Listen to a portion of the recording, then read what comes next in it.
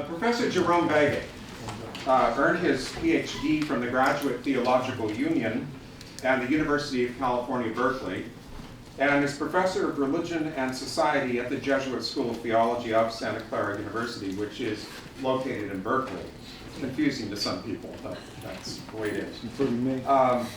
His particular interests include the sociology of religion, social theory of classical and contemporary, sociology of culture, civic engagement and social movement activism, American Catholicism, and secularization theory.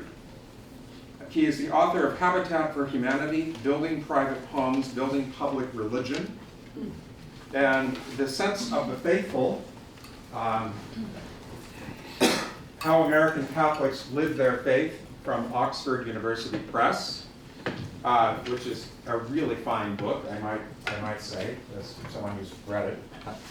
And he's currently working on researching atheist and free thinker groups in the United States.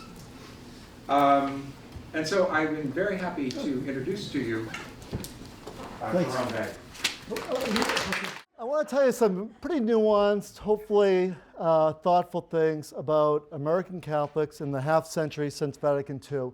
But in order for me to do this, I have to distinguish what I'm going to say, the story I'm going to tell, from two other narratives, two other compelling narratives. And I think they're compelling partly because they're simple stories. And remember, a truism in sociology at least is the simple is typically the simplified. So I want to distinguish the story I'm going to tell from two other narratives. The first narrative, with respect to religion in general, is what I'm going to call the simple secularization narrative, okay? And this is a very ham-handed narrative. Once upon a time, there was more religion, less modernity, and now there's more modernity, less religion. That simplistic story is wrought of what I would call an excessive appreciation of past piety. In other words, we read people like Thomas Aquinas, Moses Maimonides, and Martin Luther, and we assume that Joe and Josephine Schmo, Catholic, Jew, Protestant, were as religious as these famous theologians, which is untrue, right? And not only is this wrought of an undue appreciation of past piety, but it's wrought of an undue depreciation of present piety. Whereas actually, in the United States, we're still truly, as John Butler wrote about religion in the colonies, awash in a sea of faith. We're a very religious country. So let me just give you an example on two levels. First, the institutional level. Yes, certain groups, certain denominations decline over time. That's without doubt. But secularization in this country, institutionally, is self-limiting. As some groups decline and perhaps even die, others are reborn all the time through four processes I like to call religious revival. I'm not really a quantitative sociologist, but let me see if I can do this. Yes, 0 people predicted the rise of the Christian right 40 years ago. Now about 1 in 3, just under 1 in 3 Americans say they're born again. Religious revival, religious innovation, coupling together new religious ideas, like, for example, the New Age isn't so new in some respects, but New Age religiosity has flourished. 3, religious importation, particularly since the 1965 Immigration and Naturalization Act, which opened up greater flows of immigration from 3 places I like to call Africa, Latin America, and Asia. We have people coming to these shores with all sorts of religious ideas, practices, commitments, and so on that get cobbled together in the so-called religious marketplace of the United States. And then lastly, religious entrepreneurialism. Any one of us could form our own religion tomorrow. That does happen. People thought that the bullet that killed Joseph Smith was going to kill this nascent movement called Mormonism. Now, if you project the numbers of Mormon growth, particularly worldwide, it looks like Mormonism is going to be the next great world religion. So as some groups decline, others are reborn, okay? And by the way, I think there's a reason for that too, and I think it's embedded in the first 16 minutes of the First Amendment. Congress shall make no law prohibiting the free exercise of religion, Congress shall make, 16 words, Congress shall make no law respecting an establishment of religion or prohibiting the free exercise thereof. In other words, we've always had a free market of religiosity, and thus we tend to create greater aggregate of religion in this country. For example, let me think of an example, always come with an example. An ice cream analogy. If I produce only vanilla ice cream, I'm likely to convert, pun intended, three of you, and maybe only you, and you like vanilla ice cream. I'm only likely to convert you from potential to actual ice cream consumers. The same is true of the myriad forms of religiosity that's produced in this country. Strict churches, liberal churches, high churches, low churches, churches for all sorts of different ethnicities and so on. So because we produce greater swath of religiosity, greater types of religiosity, we're likely to convert more people from potential to actual religion-consuming people. So we're much more churched for that reason. Okay, that's institutionally. Individually, let's just look at data from the last 2 years. This is Gallup and Pew data. About 92% of Americans say they believe in God, which is a number that's barely budged since George Gallup Jr. graduated from the sociology department of Chicago, I think it was. And if you disaggregate that, 71% say they're absolutely certain, 22% say they're fairly certain, which would include, Jesus on a bad day. 5% say they're not certain, and 5% don't believe. Okay? 75% of Americans say they pray on at least a weekly basis. 82% say that religion is very or fairly important to them. 82% feel the need to grow spiritually. By the way, 20 years ago, I looked it up, that number was only 56% of Americans felt the need to grow spiritually. So the discourse of spirituality is growing in salience among Americans. 79% say they believe in miracles.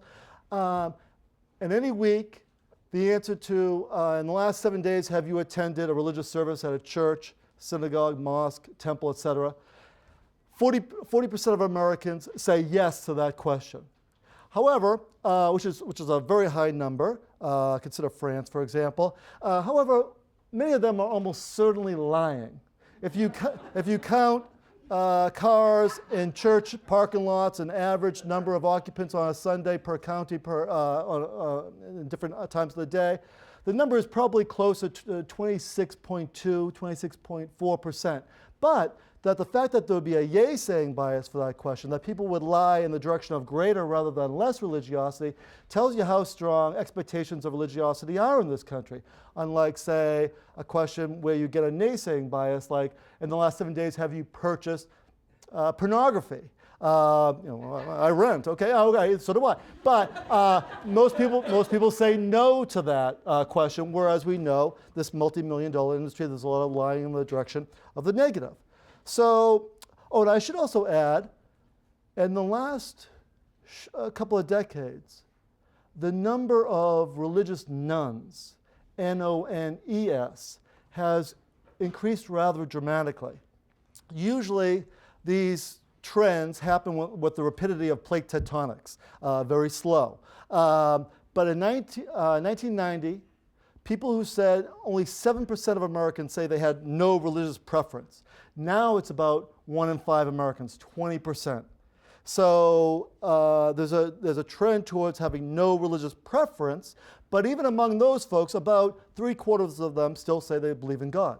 So it's really quite a religious country. So I want to tell a more complicated thing about a religion in this country. It's not that we're less religious than in times gone by. We're differently religious. We're both quite religious and quite secular at the same exact time.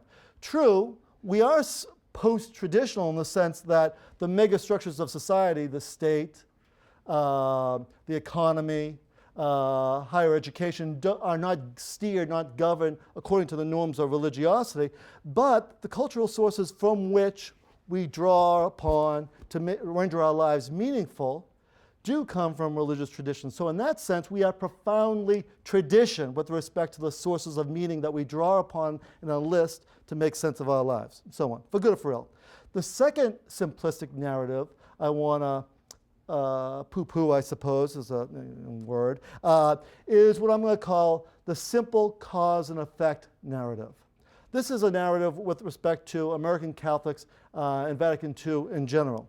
So, for example, when we talk about the impact of Vatican II on American Catholics, we're talking about causality. But it's not simple causality. For example, well, let's take ice cream again. I don't know why. Let's take ice cream again. The month of June is the month in the United States where we see the greatest per capita ice cream consumption and the greatest per capita number of drownings in the population. So where do you draw the causal error? Is it that people have that quart of Rocky Road and sink like a log? Is it that people are going to swim in June and are a little fearful, so they say, carpe diem, bring on the cookies and cream? Okay, I heard that. Okay, no. Or is there a third thing that's causing both of those things? I would say yes to the third thing, namely that the month of June in most climes throughout the United States is the first hot month that causes a greater propensity for eating ice cream and swimming. The same is true of Vatican II. It's not that Vatican II necessarily caused certain things in certain facets of American Catholicism or vice versa, but those things are caused by a third thing. And that third thing, simply, is modernity. Modernity. In other words, new trends made older understandings of church and faith for American Catholics difficult to understand. And they need to make sense of those things in new ways. Things like democratization and individualism. Things like urbanization and religious pluralism. Things like the scientific revolution and subsequent technological revolutions. Higher educational attainment and higher socioeconomic status among Catholics. Engendered in them new insights and new problems that made opening the windows of the church and rethinking church doctrine necessary. In other words, well, I'll leave it at that. But in addition to those social changes, I want to point to something that's rarely mentioned, an important cultural transformation, okay? And I describe it this way, and here I'm just referring to my little brown handout, for example. There's been an enormous change in Americans' access and understanding of religiosity in general. And I try to disaggregate this on three levels of analysis. So, pardon the jargon. But on the macro, or what I'm going to call the societal level of analysis, religious culture is more available to American Catholics. Okay? Think about that. My grandparents, even my parents, lived in sort of cultural enclave, God's country, back in God's country, Boston, Massachusetts, and where in the daily round of their everyday life, they knew other Catholics, basically. But now, more people know more religiosity. We have more religious ideas and traditions available to us. You want to know about Confucianism? Click a mouse.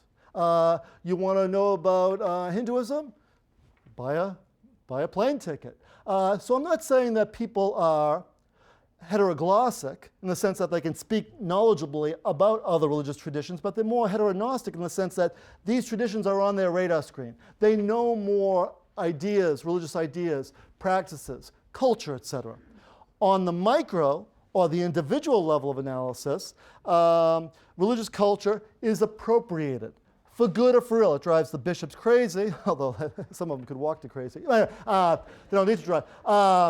In other words, people are not, as a famous sociologist once said, cultural dopes, where religious culture is poured into their heads and they act and think accordingly. Actually, for good or for ill, people appropriate certain elements of religious traditions and pass on others, depending on what kind of people they think they are, what their problems are, what seems relevant to their day-to-day lives.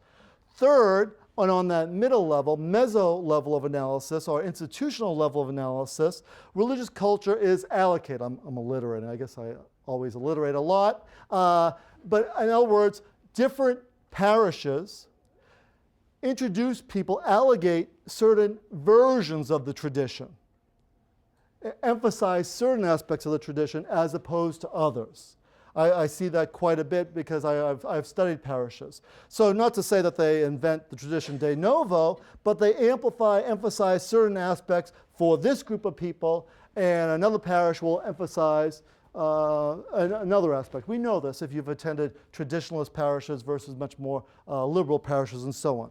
So what I'm trying to say is that Vatican II didn't cause this cultural transformation to happen, but Vatican II was an institutional response to these changes that allowed Catholics new ways to rethink what it meant to be Catholic in light of these dramatic changes. Also, somewhat subtly here, Vatican II played a critical role in reconstituting what it meant to be Catholics, particularly among American Catholics, because it provided new categories for Catholics to think through their faith in its relationship to the wider world. In other words, things like a less hierarchical and a more egalitarian notion of church. Things like an emphasis on the inviolability of the individual conscience. Things like advocating an openness to various academic disciplines, sociology included, remain open, such as diminishing the divide between the so-called sacred and profane. So people were encouraged to bring their faiths to the everyday hubbub of their lives and bring sort of a sacramental and social justice consciousness to those things. So the more complicated truth I want to say about religious traditions, including Catholicism, is traditions are like two rivers, at the confluence of two rivers, the rivers stasis and flux. Traditions are always changing in order to be alive, in order to be living traditions. Because if you were to write a tradition in stone, that would be that tradition's headstone. That would be a dead tradition. As Yaroslav Pelikan, the great church historian, once said, tradition is the living faith of the dead, but traditionalism is the dead faith of the living. So what I'm saying is a living tradition is always changing on the basis of people's new lived reality, on the basis of people's experience and the problems that they confront in their day-to-day lives. So, to recap where we are so far, I'm saying that rather than American Catholics being less religious from some halcyon, typically romanticized past, as Stephanie Kuntz once said about in the title of her great book on the family, The Way We Never Were, American Catholics are differently religious. And rather than Vatican II causing these changes to happen, Vatican II provided the idioms, the categories by which people were able to think through some of these changes in their lives in new ways that allowed them to be both modern and Catholic at the same time. However, how are we doing? We doing fine? No, not too bad. Okay.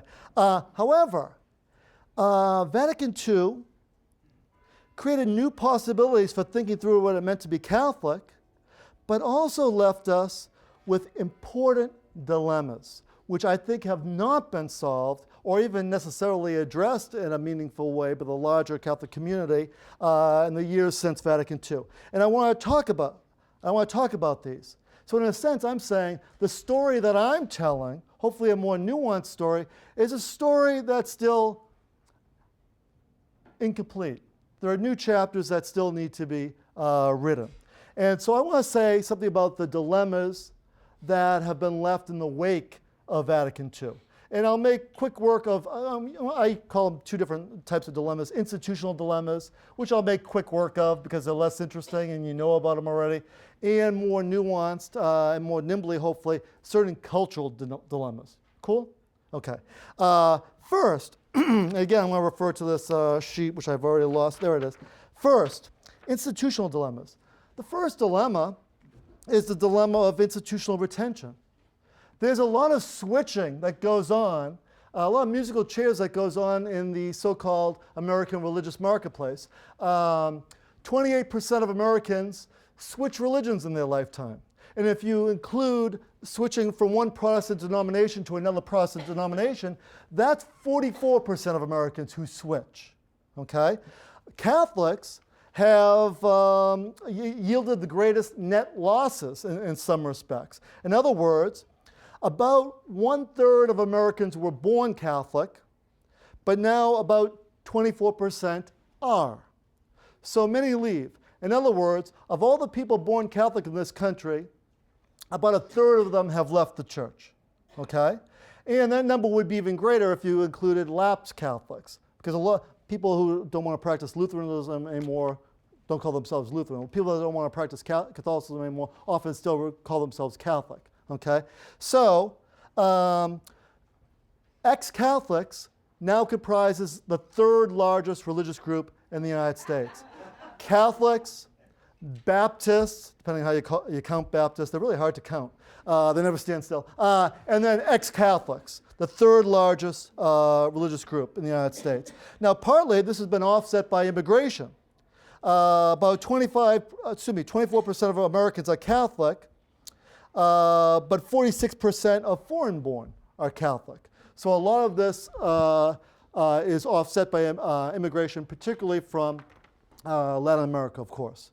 Okay, and I say, and this is even more astounding among younger cohorts, generational cohorts. We can talk more about that later. But I say this is a dilemma because it's a reflection of discernment. The phrase religious preference is about 40 years old. Most people didn't think of religion in terms of an achieved status, as opposed to an ascribed status. An ascribed status is something you're born with and you're likely to die with. The fact that I was born male is an ascribed status. I'm likely to die male. The fact that I'm married is an achieved status. I was born single, also known as the good old days, and then I acquired that status, okay? So the same thing with religiosity. Religious preference is quite normative, but it's a dilemma because people are exercising their agency. And that genie does not go back into the bottle, okay? The second institutional dilemma is the dilemma of authority. It's the dilemma of authority, also wrought of discernment. Probably the most obvious trend in American religion in the post-war period, post-World War II period, is that the locus of religious authority has shifted from what Kant called heteronomous authority instantiated, oftentimes calcified in religious leaders, texts, tomes, doctrines, etc., to the self. Autonomy. It's about as subtle as a punch in the gut. The locus of religious authority is in the self, for good or for ill. Consider the following. When Gallup recently asked American Catholics if you can be a good Catholic without doing the following, only a quarter said you can be a good Catholic without believing that Jesus rose from the dead. All right, that's okay, pretty low bar there. About a third said you can be a good Catholic without believing the real presence of the Eucharist. But note, of those who said I can be a good Catholic without donating time or money to the parish, 58%. Without obeying the church's hierarchy, teaching on abortion, also 58%. Without having your marriages, put your money away, comes with tuition. Without having your marriages approved by the church, 67%. Without obeying church teaching on birth control, 75%. Without going to church every Sunday, 76%. So what I'm saying is, people are wielding their own autonomy, autonomos, self-rule. And that too is a dilemma because it's wrought of discernment. It's wrought of being an adult. It's wrought of thinking through the tradition and deciding what makes sense, what resonates, and so on. And it's also wrought of a kind of institutional reflexivity. More and more Catholics, especially the ones I've interviewed, are much more aware of the institution as an institution, warts and all. The Catholics I interviewed often referred to the Catholic Church in many positive terms, obviously, but others would see it as an institution like they compare it to Wells Fargo or to Enron. So I'm saying that this is a dilemma because a lot of American Catholics have seen the church as an institution creating all the problems and making all the missteps that any institution does, and oftentimes because of that, seeing it as less authoritative than their own druthers and their own discernment, okay? So these are real dilemmas. You with me so far? How am I doing? Okay, everybody's fine? Okay, these dilemmas, I think, are well known. Even quantitative sociologists know about this stuff, it ain't rocket science, okay? But let's go a little deeper. How much time do we have, Paul? I'm not keeping track. Oh, no, that's even better. Okay, good. Let's go deeper. Let's look at certain cultural dilemmas here, okay? Catholics are more aware of religion, of different types of religion. They appropriate, for good or for ill. They have versions of the tradition allocated to them on the meso level. So I wanted to find out more about this. And so when I got my job at the Jesuit school, which is, I thought, when in Rome, right? I'm going to write something on the Catholic Church in the United States. And I thought for sure I would have been scooped. Certainly there's a lot of cool stuff, but there's great theology, there's great history, even great sociology that tends to be much more survey-based. And anyone who knows sociology knows that survey data is very broad, but very superficial. It's not uncommon for sociologists to say, that's only survey data. It's the hammer of sociological method, whereas conversations are the laser. And so I was struck, being asked to do this study, I was struck that there are a lot of really good books on American Catholicism, but very few of them actually talk to any of them. So I set out to talk to them. And so I chose 6 very different parishes in the Bay Area. Parishes that were rich and poor, parishes that were liberal and conservative, or traditionalist as they prefer, parishes that were Anglo, parishes that were more, had a lot of Latinos, African Americans, Asians, and so on. Most parishes were presumably mostly heterosexual. One parish in the Castro was predominantly gay and lesbian, and so on. So as James Joyce said, it was a real exercise, and here comes everybody, right? And so I talked to these folks, and keep in mind that this is not a prescriptive study. I'm not saying what I think ought to be the case. It's descriptive. I want to take people on their own terms. As the great sociologist Max Weber once said, sociologists should practice Verstehen, which is obviously German for understanding, but by that he meant a deep empathetic understanding of the other on the other's own terms rather than imposing meanings onto people. It's not easy. And it's also not about religious elites, but the rank and file. And it's about lived religion, everyday religion. So anyway, when I went about to do this study, I was kind of like, I was kind of like a Jane Goodall figure, Catholics in the Mist, just kind of like watching them, looking at them, talking to them. So I ended up interviewing about 50 active parishioners at each parish. So I interviewed 300 people. I think I had 7,000 pages of single-space interview data. So it's work, right? Also gave a survey, and I used questions from that survey embedded with another national level survey so I could see how representative they were. They were actually. Did participant observation at the women's Bible study, at the men's prayer group, was basically drinking. Went to all the catechism programs, went to the Mass, et cetera, et cetera, et cetera. And actually, one of the things I started to think of myself as is a kind of anthropologist. I mean, you know yourself that if you're an anthropologist and a savvy, smart one, and you happen upon, say, a pottery shard, and you bend down and pick it up and look at this piece of material culture, if you're smart, you can tell a lot about the clan, tribe, people that left this shard behind just by examining it. The chemical composition can tell you about the geographical expanse of the tribe. Whether or not there's glazing on the pottery shard can tell you something about the technological prowess of this people. Symbols on the pottery shard can tell you something about the political and religious structure of this group, and so on.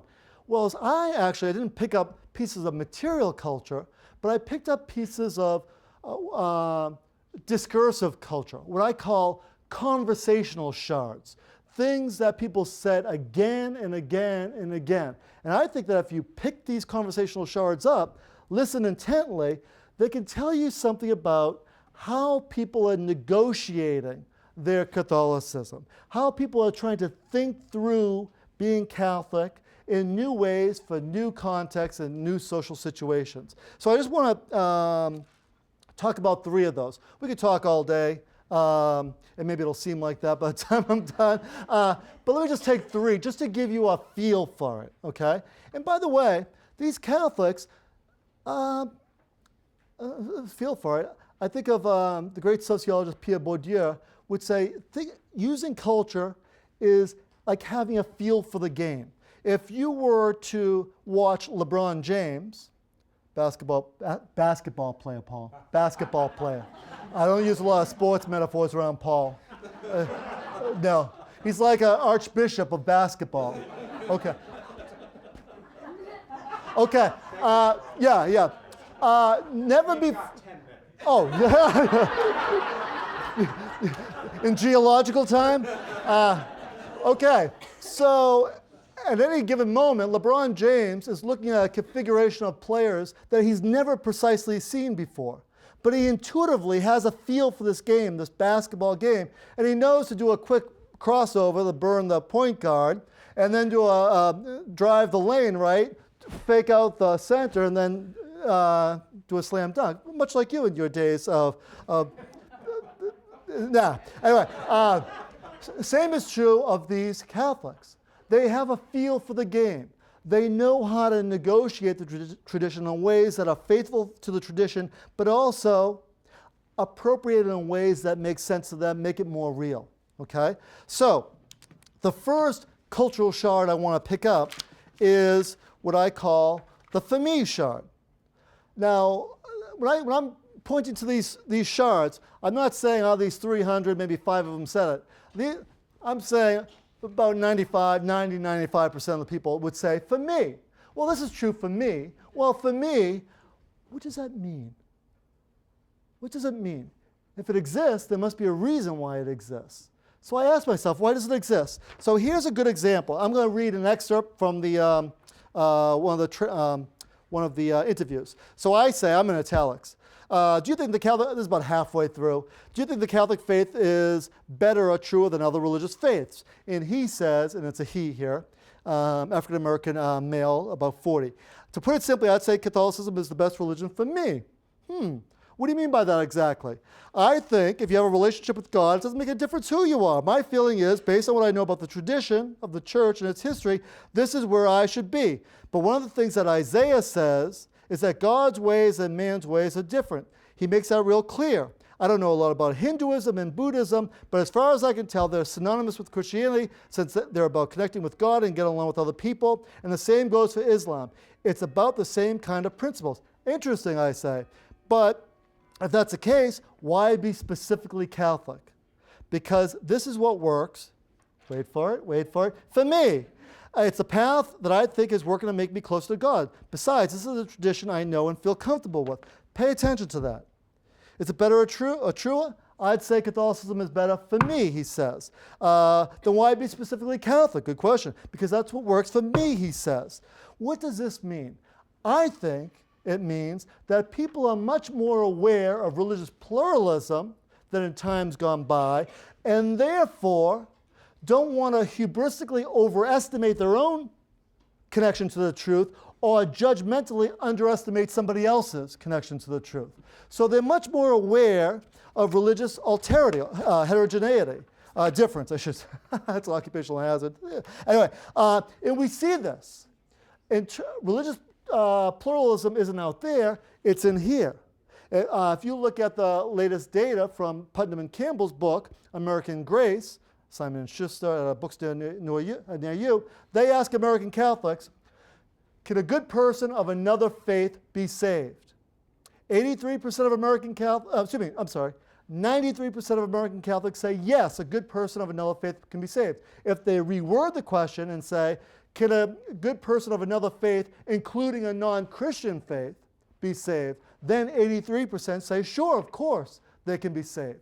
So there's been a move from religious particularism, my way or the highway, and I'll pray, pay, and I'll obey all my way to salvation, extra ecclesiam nulla salus, outside the church, no salvation, to a much more universalist understanding of the truth. Okay? That's one. You with me? Two, let me read another transcript. This is another conversational shard I picked up. Time and again, when I ask people, what does it mean to be a good Catholic? They would say, it's to be a good person. Okay? That resonates. I tried that once. And so here I am talking to a woman from a affluent suburban parish. I should note that during the course of these interviews, which were about 2 hours long, I chose 5 well-known Bible passages. And so for each person, I randomly selected 3 of those. So for this person, we talked about the Matthean apocalypse, the story, you've heard of it, Matthew 25, where guys in heaven are at the gates of heaven, and Jesus is, or the judge, is separating the sheep from the goats. And he says, well, when did I see you hungry or in prison? Whatsoever you did for the least of these, that you did unto me. That's the Reader's Digest version. You get the gist, right? So, all right. So here I am about halfway through, and I say, what in your estimation does it mean to be a good Catholic? And he says, I would say that being a good Catholic in the traditional sense is going to Mass regularly, giving your time and money to the church, praying regularly, and embodying the beliefs of the Catholic religion and how you treat other people. I try to do that stuff. Overall, though, being a good Catholic is a goal I'm trying to attain. And since I don't know many of the fundamental doctrines of the religion, or maybe he was a Jesuit, I'm not sure. Anyway, I mostly try to do this by trying to be a good person. And then I say, how does that relate to the last judgment passage I just read to you? And he says, well, when I hear that passage, I'm reminded that we're called to do good things for other people. I try to do that stuff, but it's a pretty daunting task. Sometimes, I wonder sometimes how good you have to be good. How good do you have to be good? That's a sociology trick. He goes, geez, I knew you'd ask that question. I don't think you have to be Mother Teresa good or anything. I think we're called to do those things in the story, but I don't think I have to do them not all now. I think the story is showing us the ideal, and then we're supposed to grow towards that. I'm in process, and that's the direction I'm hoping to grow spiritually. Finally, I say, is that what growing spiritually means for you? Yeah, it is. I don't think it's about memorizing the Bible or necessarily believing this or that. I really do think it's about being the best person you can be. Pay attention. One, under conditions of religious pluralism, people are holding the doctrines more loosely. Then, the ethical ramifications of those doctrines do more of the work of identifying people as Catholic. So, being a good person becomes much more important to them, which is very consonant with what American Catholics say generally. 5 out of 6 American Catholics agree with the statement, how a person lives is more important than whether or not he or she is Catholic. That's rather dramatic. And notice the kind of work that this person is doing. This kind of work, I think, is marked by 3 important qualities. 1, it's pragmatic. I mostly do this, being a good Catholic, by trying to be a good person. It's where the rubber hits the, well, I don't want to use a rubber, anyway, Catholic audience. It's the fruits, it's the works, it's the fruits of one's faith and so on. 2, it's self-monitoring. I sometimes wonder how good I have to be good. If you believe that your identity as Catholic is defined by believing in this doctrine or that, if you believe it, you can check that box.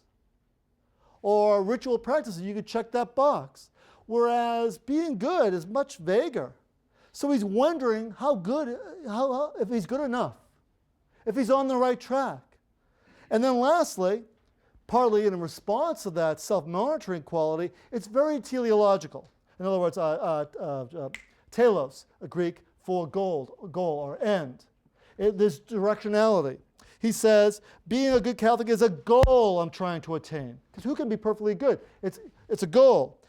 We're supposed to grow towards that. He says, I'm in process. Okay? So this good person shard raises the dilemma of ethical reductionism. People can be a good person by doing lots of things. You don't have to be Catholic. And so on. More on that in 1 second. Last one. We'll do one more, Paul. Is that cool? Okay. All right. No, I'm just saying because it'll be overtime. It's time and a half after that. Okay. Just kidding. Kidding. We're all kidding. Okay. When I talked to these Catholics, none of them talked about Roman Catholicism. None of them talked about American Catholicism. No one talked about, as you might in a religious studies program, talked about a Catholic worldview. They talked about what? They talked about my faith, over and over, a very ubiquitous conversational shard. And so this is a person I interviewed. Actually, she was one of the first people I interviewed.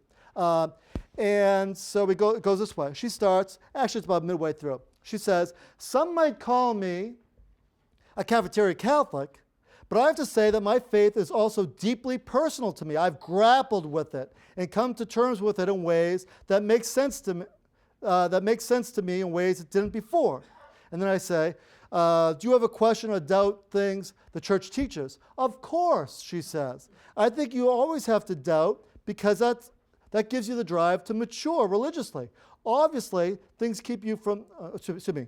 I should have brought my reading glasses. I brought my other glasses. Questioning things keeps you from becoming passive, becoming like some kind of sheep. Bah, bah. That's the correct Boston pronunciations as well. That's not the sound of a spiritually alive person. We have to question in order to grow, and we have to grow if we want to be fully human. Is that what being a religious person is all about, I ask? I prefer to think of myself as more spiritual than religious. What's the difference, I ask?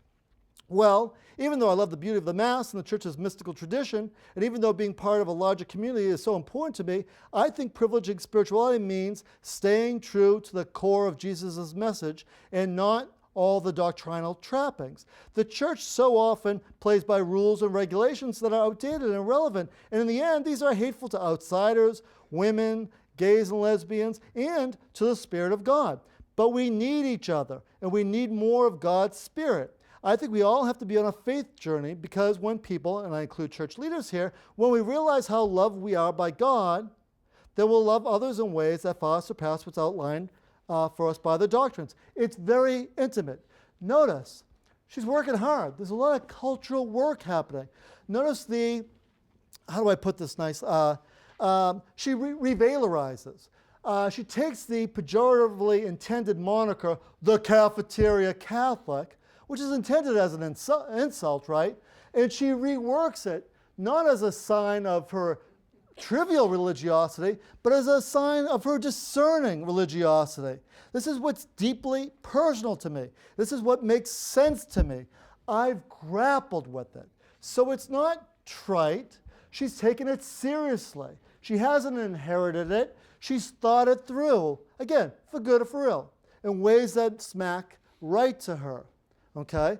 Second, there's also another revalorization going on. It's one that you've heard before. It's one that maybe you've used before. I'm not really religious. I'm more spiritual. Now, in real life, spirituality and religion goes together. You know, it's like spirituality, what William James called experientialism, the experience, versus religion, the institution. Well, institutions need experience in order to be alive and worth institutionalizing, and spirituality needs institutional accoutrement, at least, in order to pass on to successive generations. But notice how, so they go together, but notice how she disaggregates the two. She bifurcates the two. Spiritual, the core of Jesus' message. Religious, doctrinal trappings. Spiritual, love others. Religion, rules and regulations. Spiritual, what's very intimate. Religion, what's outlined by the doctrines. Okay? They go together, but she disaggregates them. And this would only be possible if only for a couple of things. One, we've already said, the locus of religious authority is in the self. Again, for good or for ill. I mean, we see this, by the way, this is just a digression, real quick. The transvaluation of questioning has been dramatic. It used to be that questioning was a sign of weak faith or faltering faith. Now it's a sign of serious faith, mature faith, discerning faith. If you were to ask my mother, are you a good Catholic? She'd say yes. And if you say, well, prove it, lady, well, you know, she's no lady, but she'd say, well, I'm convicted, I'm firm, I'm steadfast. Notice the stasis language. If you were to ask me, Jerome, are you a good Catholic? I'd say, sure, prove it. I seek, I question, I quest. Notice the movement language. Not to privilege one or the other, but these are different categorizations, different framings that make sense for different people at different times faced with different dilemmas. I should also note that people don't mind searching either. I mean, the level of picking and choosing and so on, the level of syncretism among Catholics, bringing together different things, is amazing. About 1/5 of American Catholics consider themselves born again, and about 1/4 say they believe in reincarnation. So there can be some really interesting dilemmas. But anyway, let me wrap it up. Should I wrap it up? I should wrap it up. Sounds good. Yeah. I'll wrap it up. I've got other Paul Crowley jokes. We could how much time do you have? The free parking all night long? Is it all night long? Okay. Pretty good for cut rate. Let me wrap it up. Let me think about how to wrap it up. Okay, I got it. These dilemmas are really that. They're neither unadulterated goods or bads. In a sense, the for me shard, wow, that's impressive. It denotes a certain epistemological humility that makes sense. So on the one hand, it denotes I'm not going to be judgmental, or I'm not going to presume that I've got God in my back pocket and easy access. But on the other hand, it raises the dilemma of religious pluralism. What is the worth of a particular religious tradition if all seem like they're all going the same direction? Okay? So what's the value of a particular religious tradition and its history and its community that holds people accountable? If this is true for me and that might be true for you, let's have lunch. That type of thing. It's a dilemma. I'm not sure in the wake of Vatican II, we've necessarily addressed that dilemma. Okay? 2, a good person. Not bad. There's plenty of good about being a good person. I'm seriously considering it. Seriously considering it. However, there's a dilemma. One, the good person is a famously unscripted role in our society. You could be a good person because you've given your life in service to the poor, and I might call myself a good person because I haven't killed anybody today, yet. So it's unscripted, and you can be a good person by being a person of multiple faiths or no faith at all. Charles Taylor, the great Canadian philosopher, in his really mammoth, magisterial, important, and almost unreadable book, Secular Age, talks about the possibility of attaining a sense of fullness as an entirely secular person. And these people want to be good people too. So if you put your eggs in that basket, it does raise the question of ethical reductionism. If religion is tantamount only to being a good person, what's the value of it? Why be religious? Okay? Again, unresolved dilemma. 3rd, my faith. I think it's laudable. That's a laudable conversational shard because it denotes a commitment to authenticity. I'm not BSing. This is my faith because it resonates with me, and I've worked hard thinking it through. Oh, and by the way, the cafeteria Catholic, we think of that as liberal Catholics, but I interviewed a lot of very conservative Catholics who were every bit the cafeteria Catholics. They just had different theological items on their lunch trays, as it were. No, that's quite true. That's quite true. Again, for good or for ill, I'm not castigating or cheerleading, whatever. But it's laudable, my faith is, for privileging authenticity, but on the other hand, it does raise the dilemma of subjectivization.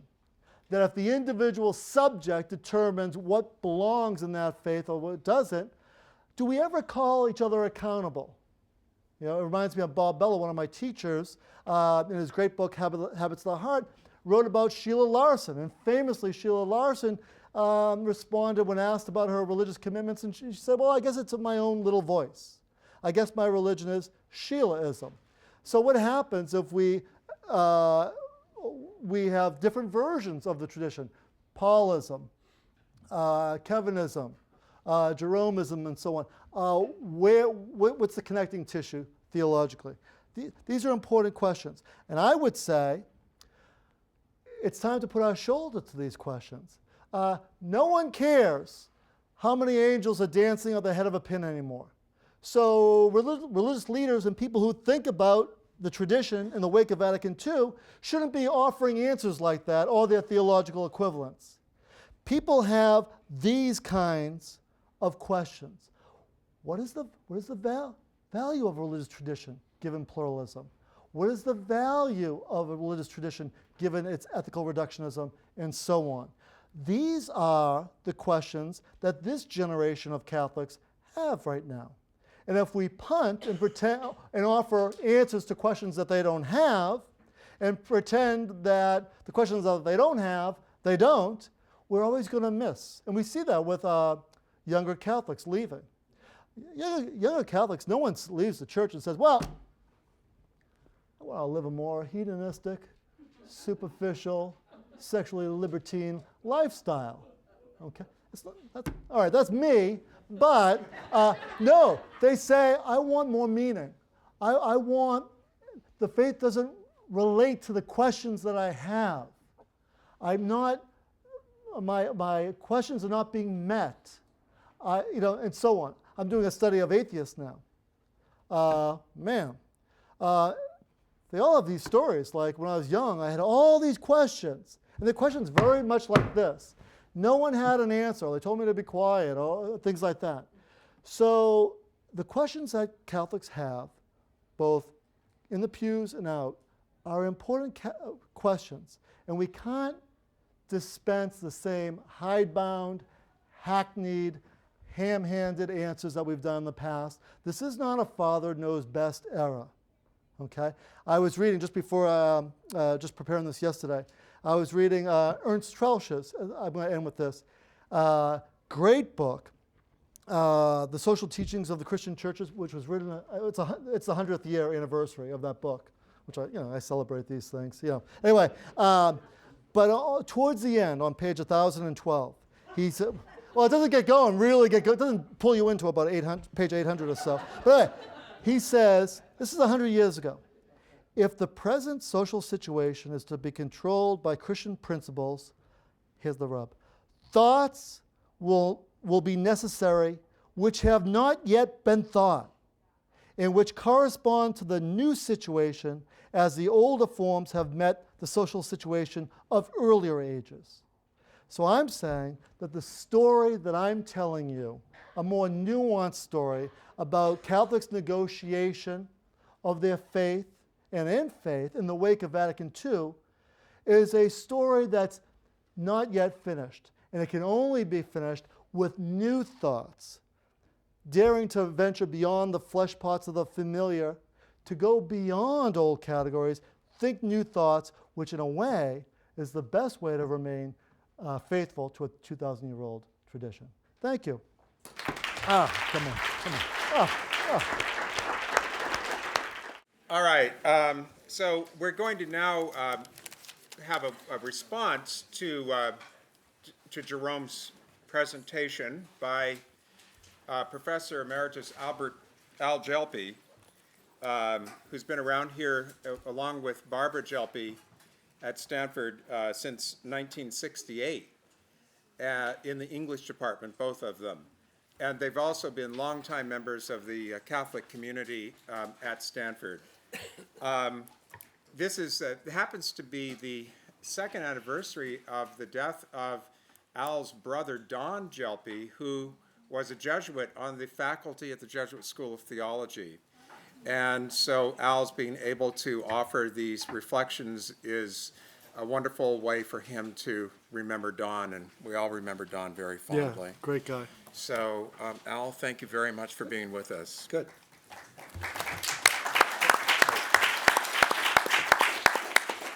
And Barbara regrets very much not being here. Those of you who know Barbara know she likes to listen and she likes to talk back, and so this is a real penance for her to stay home. But she has a very, very painful and bad ear infection in both ears, and I have a cold, so pardon my voice. I wrote down what I wanted to say because I wanted to keep it brief so we'd have time to have a discussion.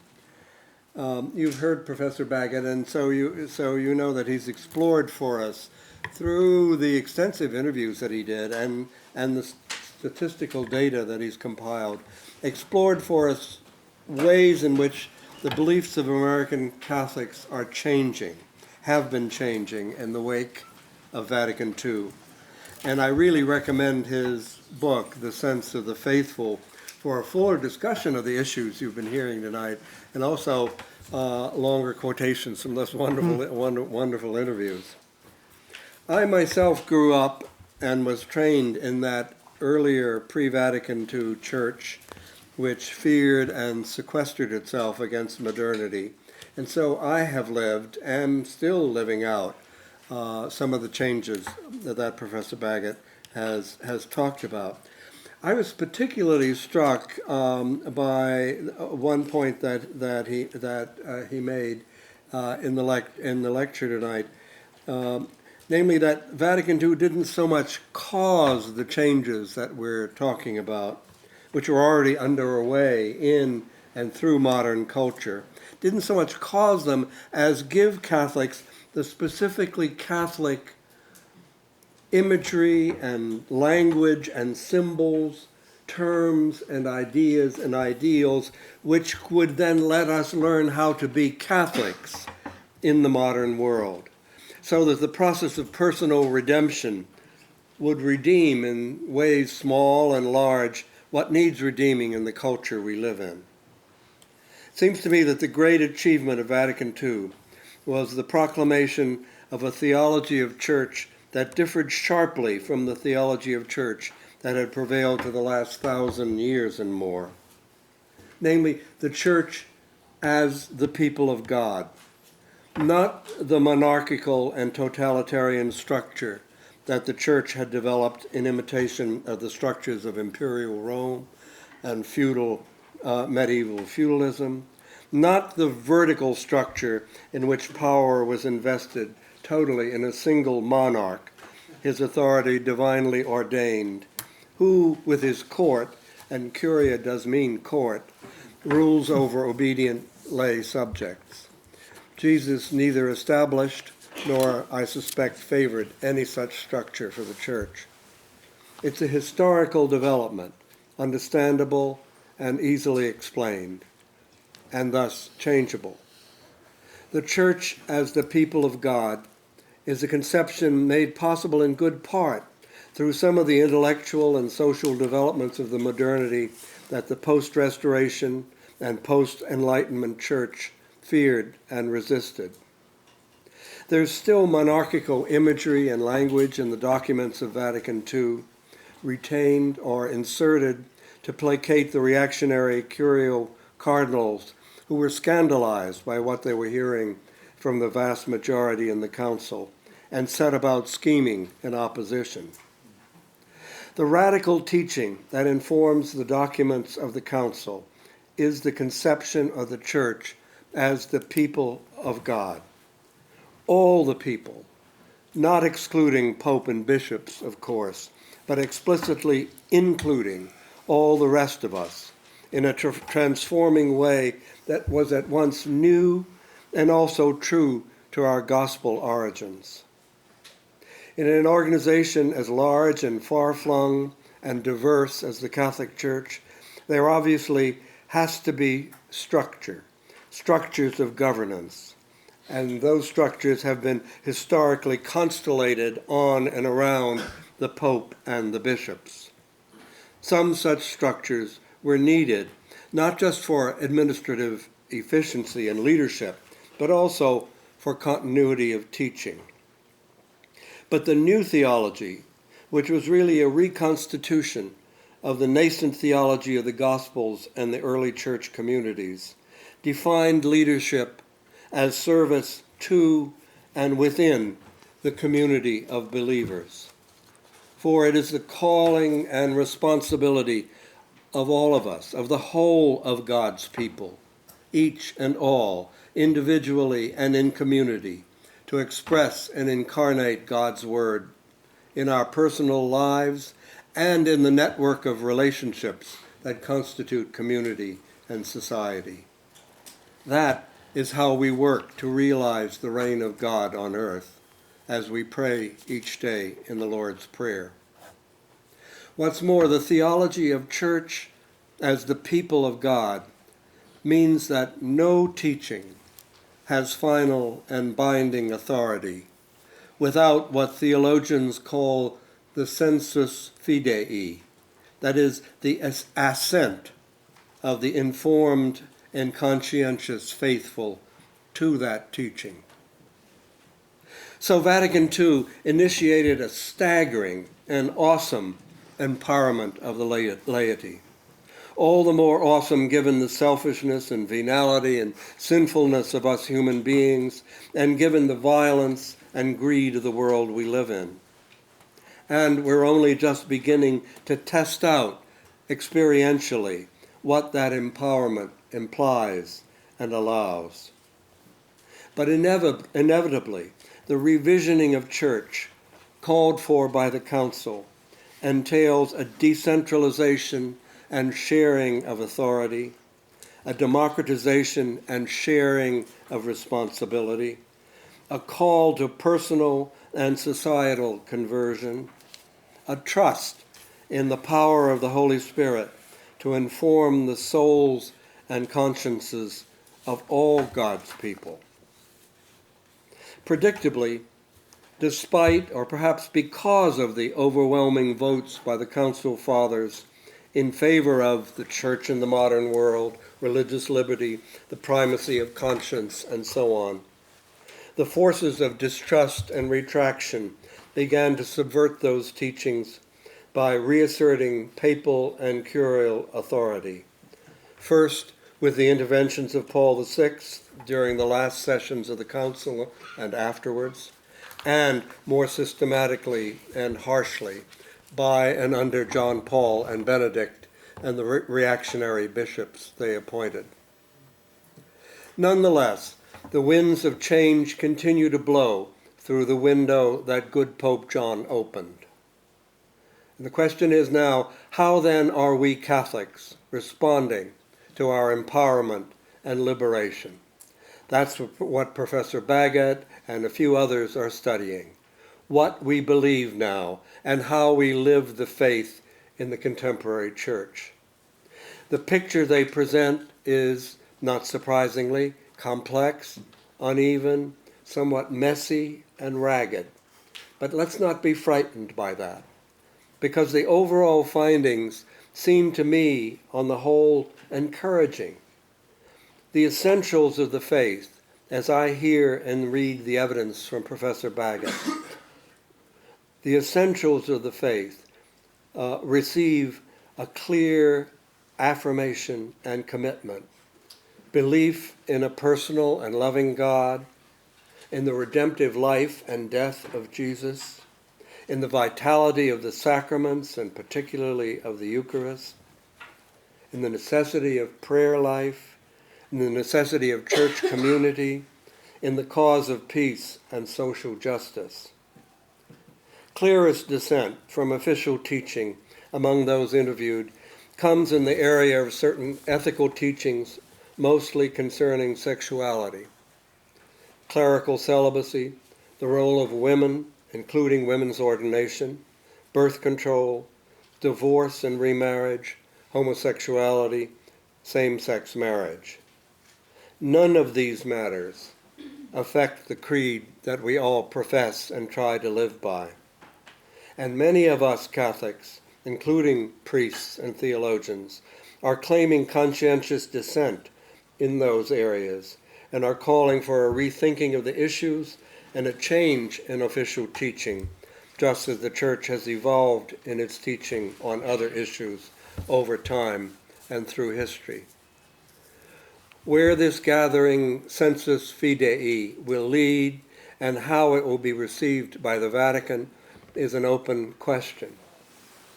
Papa Francesco has received the overwhelming and enthusiastic support and goodwill of the people, and Barbara and I had an experience of that, felt that just 10 days ago when we were a part of 100,000 people in St. Peter's Square during the weekly papal audience, people cheering, screaming, and the Pope blessing and kissing and blowing kisses. It was an extraordinary experience.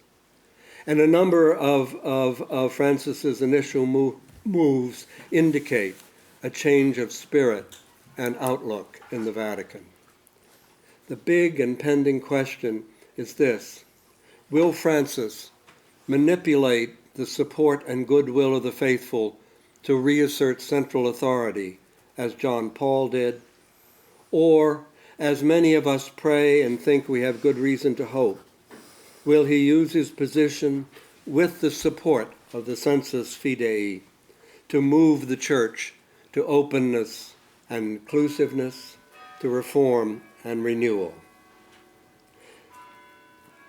But aside from the question of institutional changes, it seems to me that the question for us here tonight in this room is this: how do we respond to the call from Vatican II? Do I, do you, do we regard Vatican II as a glorious but past episode, a historical moment? Or do I, do you, do we see Vatican II as the initiation of a long and hard process and accept the challenge and responsibility of its vision and empowerment to continue to convert ourselves and the Church into the people of God?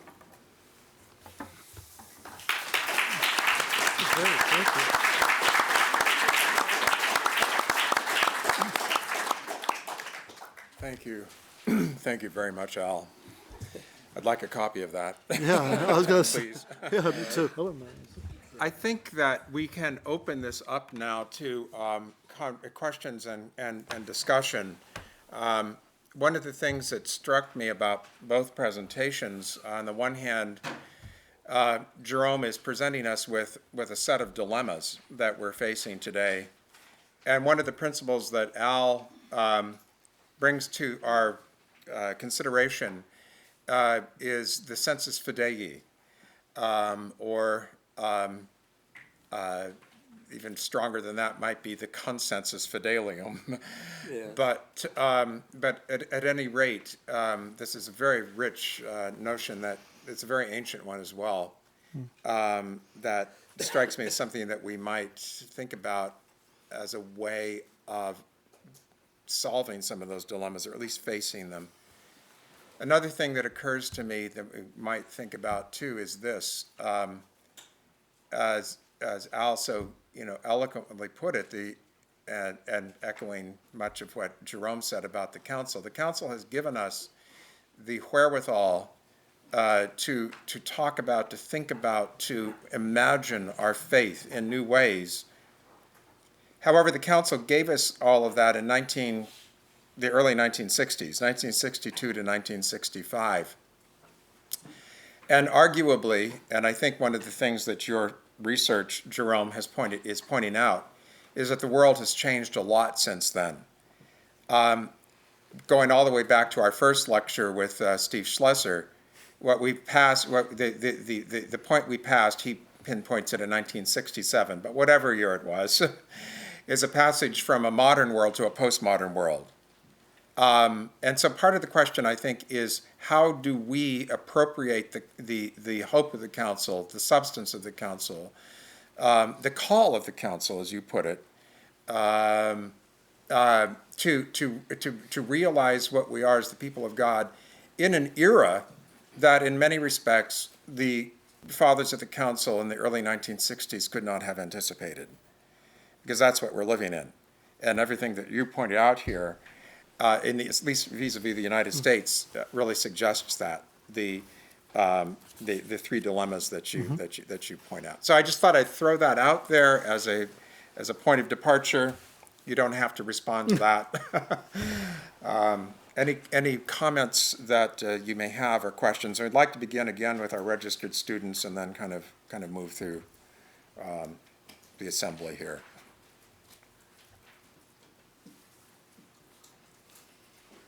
Your name, please? My name's Helen. Helen. And this is, I hope it's on topic. I read a book a few years ago called The Churching of America. It's written by 3 economists who go and they start back in the Pilgrim times and what percentage of people were religiously affiliated at all. We always think of the Pilgrims and that there were lots of them, and there weren't. They were a very small percentage of the overall population.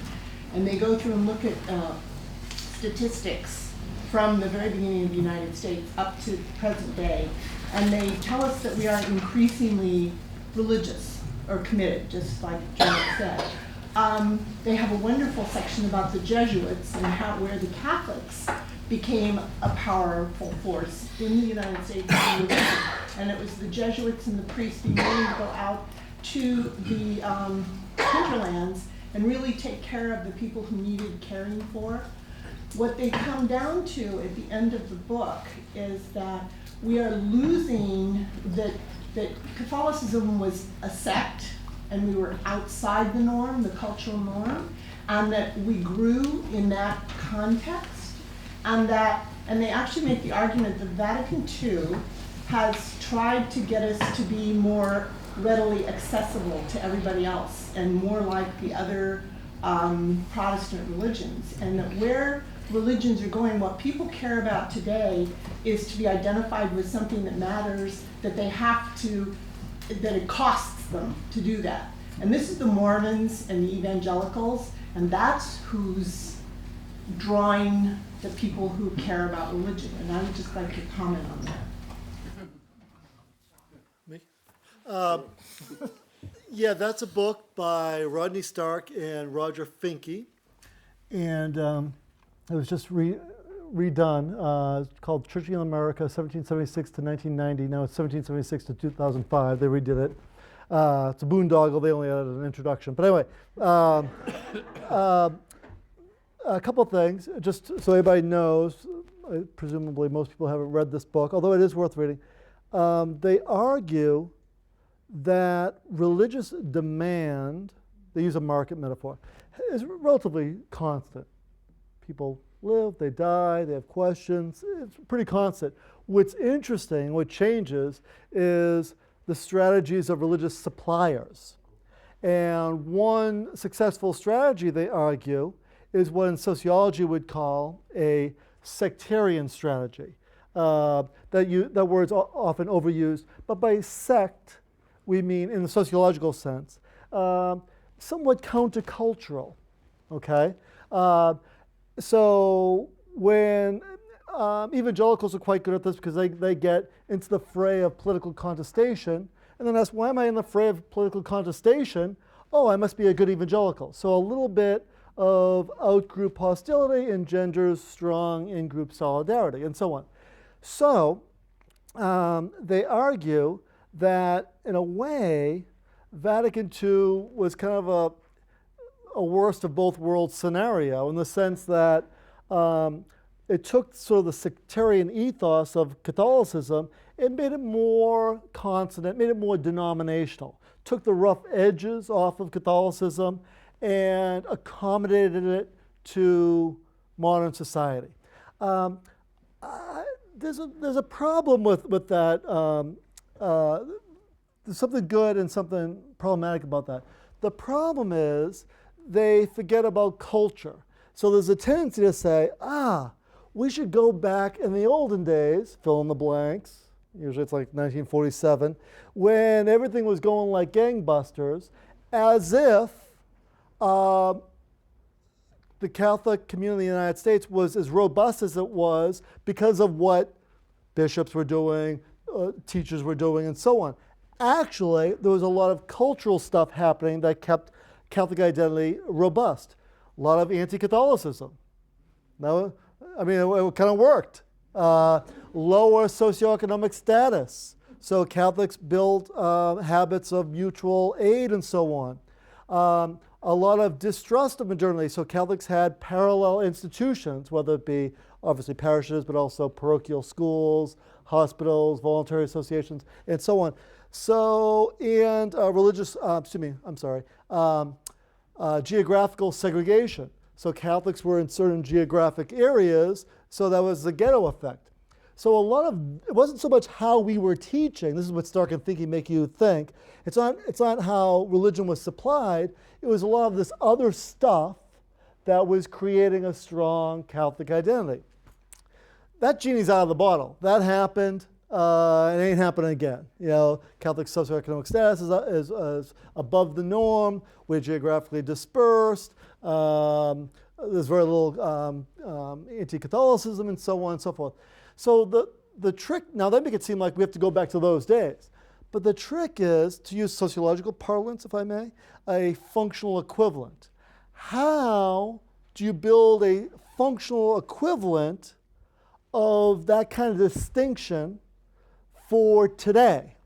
And so some people have said, okay, well, one thing is a focus on social justice. That's really in the fat part of the tradition that provides a strong sense of Catholic identity. Another group would say, well, the Catholic intellectual tradition is pretty rich. It can take it. It can be kicked around and interrogated. Let's educate Catholics better, not within the rote Baltimore Catechism sense, but in a deeper, interrogative, philosophical and theological sense. I understand that's what you might do for a living on those days that you work. So my point is, let's not get anti-Catholicism. Let's not give up our middle class rationalized occupations and become farmers and herders again. Let's not do those. But can we create distinction that is kind of a leaven for the larger community in ways that make sense for us today? I think that's the smarter question than turning back the clock, is what Stark and Finke almost make it seem. Yeah, there weren't that many Puritans. Sadly, today is the time when there are more Puritans living in the United States than ever. But anyway, that's another issue. Megan? Yeah, so with the rise of kind of individualism, or my faith, or for me, you'd have to think, is that because there's a lack of consensus or agreement, or is it because people have become less dependent upon the church as an institution? And I wonder if it's the latter, then where do we find the potential for, as Al was saying, for Pope Francis to find something unifying? If people have become, if these, for me, people are simply less dependent on the institution, where do we find that potential for unity? Yeah, it's interesting. Do I do this again? Go ahead. I got an idea, but you go ahead. Oh, no. No, because if I go, you're just going to say that's what I was going to say. Because I want to say something really smart. No, we're paying you. So. Oh, in dollars this time? Like in Shanghai? Okay. That's a smart question. I actually think how do I say this nice? I think we kind of get caught in our categories. The great sociologist Emil Durkheim said, really much of religion is making a distinction between sacred and profane. But that's only a distinction. That's not reality. That's what we do because we have brains. And I actually think we have to get over this addiction to thinking, let's do it, let's have some fun. Static, sacred, changing, profane. Static, consensus, sacred, disagreement, profane. And then we can have male, sacred, female, profane. Knowing, sacred, questioning, profane. I think we have to get beyond those categories. I was saying to this guy up here, a nice guy, I was reminded of Jean-Paul Sartre's notion of bad faith. For him, bad faith was mistaking the categories and the symbols for what they point to. So I think we have to open the door to this dangerous, exciting thing that's actually called religion, but we've domesticated it so much, and say a community can be wrought of disagreement, it can be wrought of unknowing, it can be wrought of change. The first word that God purportedly says to the first patriarch is go. Don't be here, to Abraham. You're familiar with it's the Bible. Don't rest in the familiar. Don't rest in those categories. Don't rest in the safe. That's not religion. That's idolatry. So I think we have to get beyond these categories and trying to get at what lies beyond the categories. Religious tradition, there are a lot of traditions. There's a sociological tradition, there's the Stanford tradition. What's unique about a religious tradition is it offers critique against its own categories. It's always saying, the prophet's always saying, no, that's not religion. That is the categories. I always think, I quote this in my book, I start off with a print in my office by René Magritte, who's a Belgian surrealist, and so on. It's a print of a pipe, and underneath it says, "Ceci ne n'est pas un pipe." This is not a pipe. And he's being funny, because he's Belgian. And he's saying, it's not a pipe, it's a painting of a pipe. And so we have to remember that our words and doctrines and hymns and categories are not God, because God defies all those things. This is what we mean when we talk about we only can speak analogically. In fact, Aquinas himself said the most atheistic thing a person could say is God exists. Because God doesn't exist like count up everything in the universe and that one really big thing is God, left over is God. God is existence. So I'm hopeful because I was struck, and I read about this at the very end. These are 300 active, smart Catholics. I was struck by how many times they said, I don't know. I don't know. I don't know. Not to say, I don't know, thus I am a doofus. I don't know in the sense that I have limits to my knowing, and that's religious. I don't know in the sense that I don't have God in my back pocket, but as H. Richard Niebuhr says, the God beyond the gods. And it's only with the Enlightenment that we've reconfigured religion as sets of propositions. Because it's with the Enlightenment that religious leaders said, oh, you've got science, you've got answers to questions, that's what religion is. We'll just memorize a bunch of stuff. But there's a real apophatic part of our tradition, unknowing. And so who's to say that knowing is the sacred and unknowing is the profane?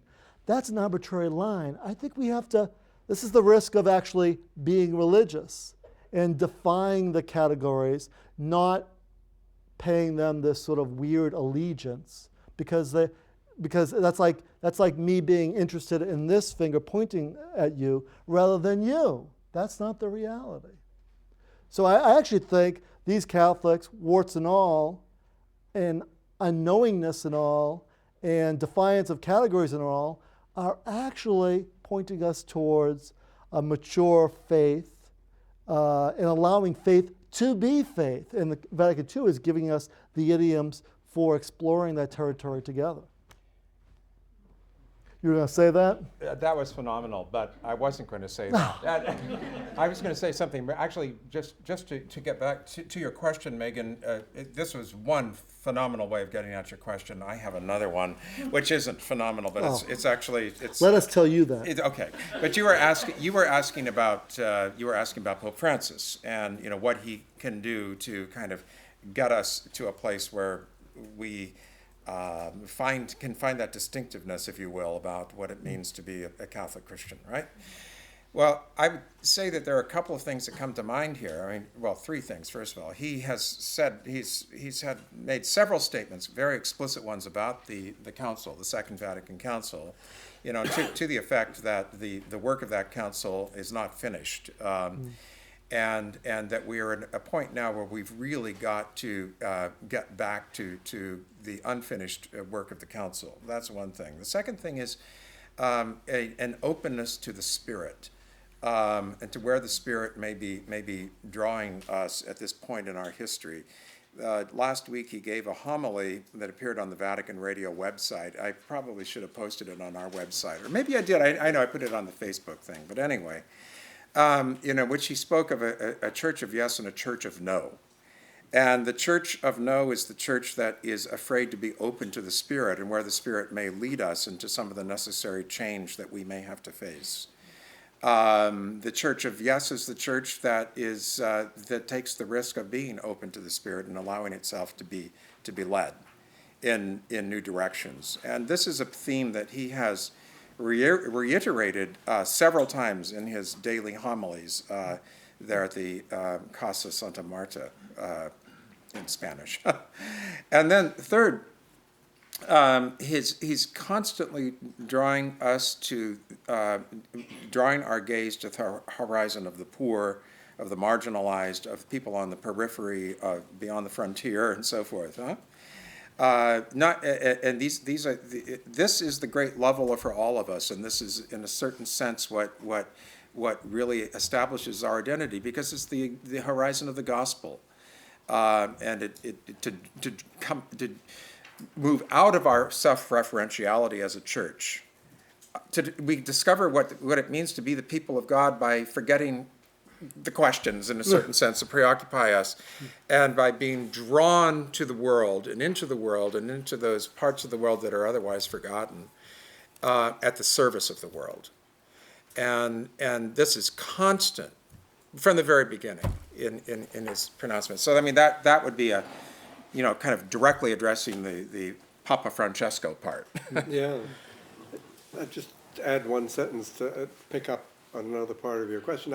I think we can be a community with diversity, because what makes us a community and what holds us together as a community are the essentials of our faith and commitment. I think the creed and living out the creed in the sacramental life of the community. And in other things, we can disagree. Is it Augustine? It's Augustine, it says, right? In essential things, unity, in doubtful things, diversity, in all things, love. And if we can try to live by that, then we'll be getting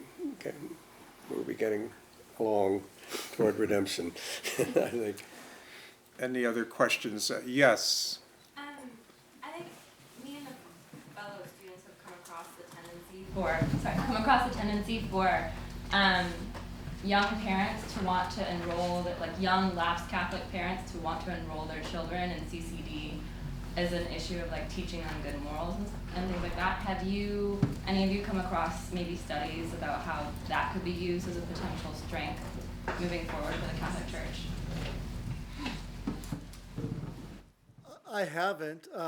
It's real within CCD programs, as you rightly said, and it's real within Catholic schools, including high schools, which are more and more non-Catholic. But I don't know if I don't know if there's any hard numbers about that. Well, we have people in this room who know more about it than we do. I mean, Ann Gritch is sitting right over there. Oh. You don't know anything about that, okay.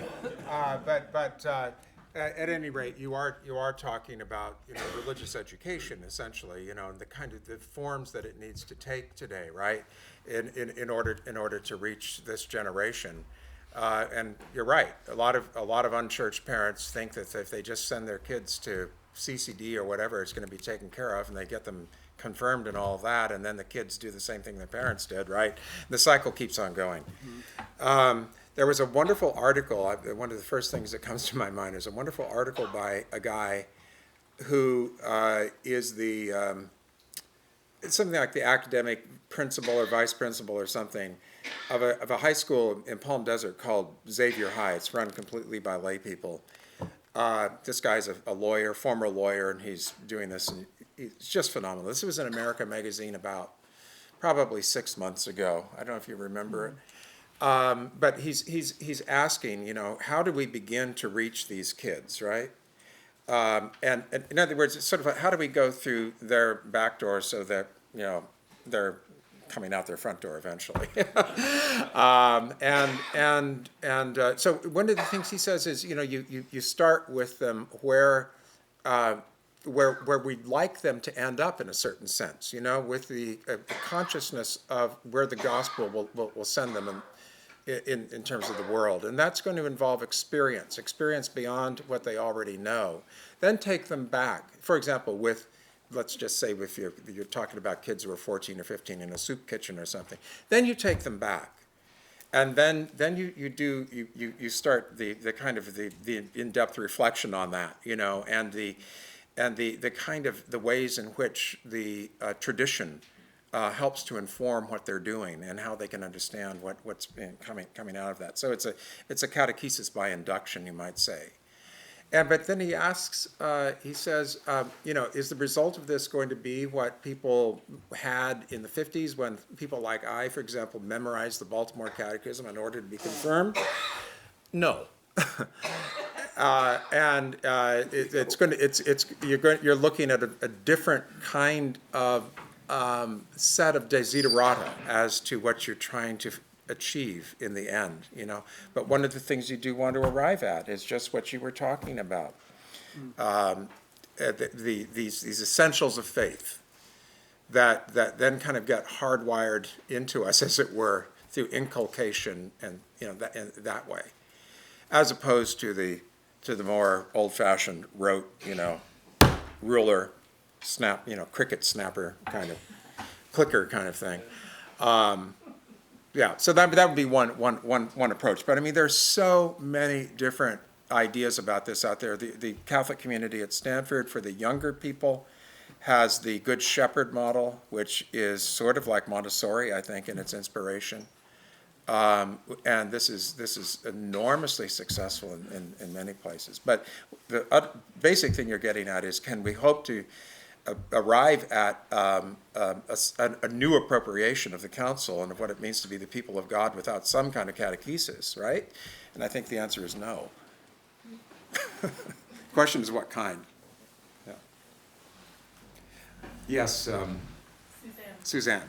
Yes, of course. I'm interested in the three dilemmas, and especially in light of the fact that the trend has been towards personalization and internalization.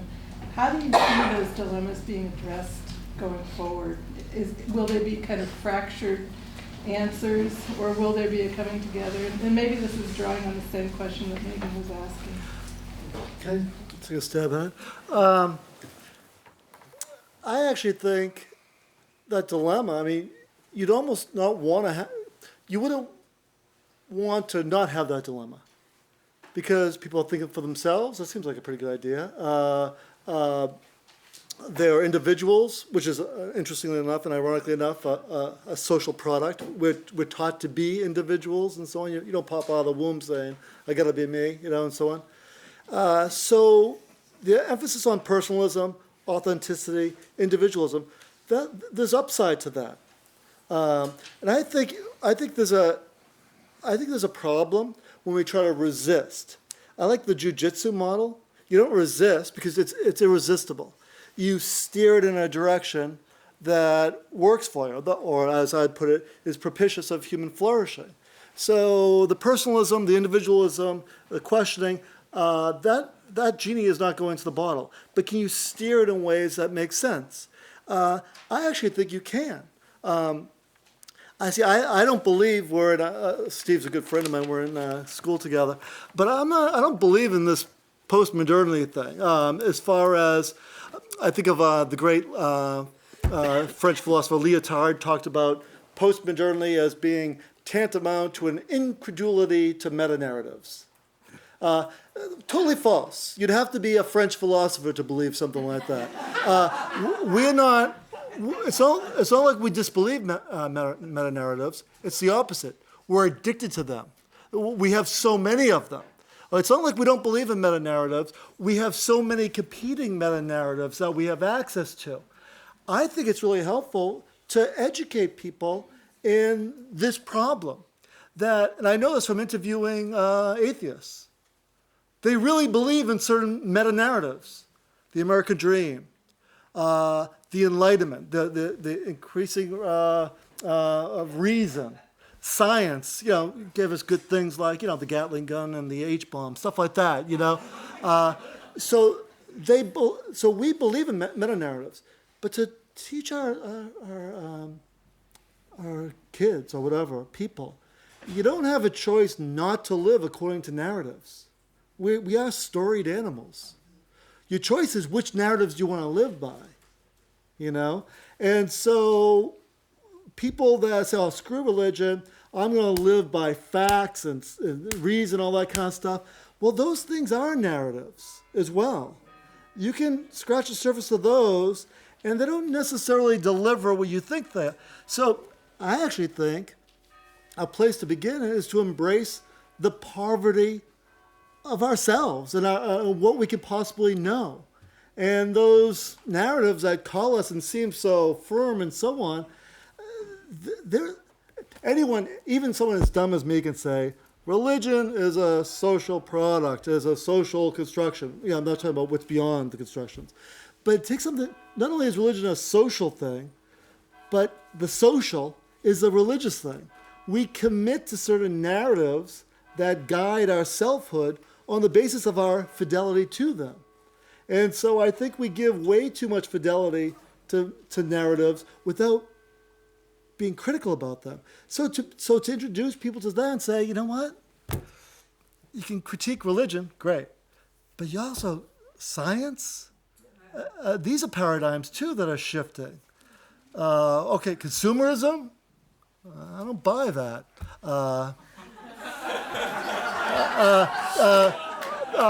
The nation state, the nation state, the great killer. What do you buy into? So we have to commit to something, and so it's not like you either commit or you have ultimate reality, unfettered from narratives that we buy into. We're narratives all the way down, in some ways, and that's scary. But that scariness, I think that used to be called religion. Well, I don't know why we've domesticated it so much. Me either. And I think that's a really good note on which to end. I think for you tonight. should be domesticated. Yes. Still very thorough. Thank you. Very Thank you. thorough. Thank you. Thank you. Thank you. Well done. Thank you. Thank you. Thank you.